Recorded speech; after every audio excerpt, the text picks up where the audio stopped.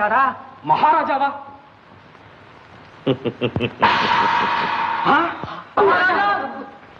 மகாராஜா, நாங்கள்லாம் வெள்ளக்காரங்க கிட்ட வேலை பண்ற கூலி பட்டாளமுங்க.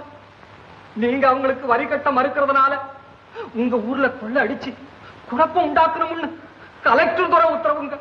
எங்களை மன்னிச்சிடுங்க மகாராஜா. பிரபு, ஒரு விண்ணப்பம். இவனுங்களை சும்மா விடக்கூடாது.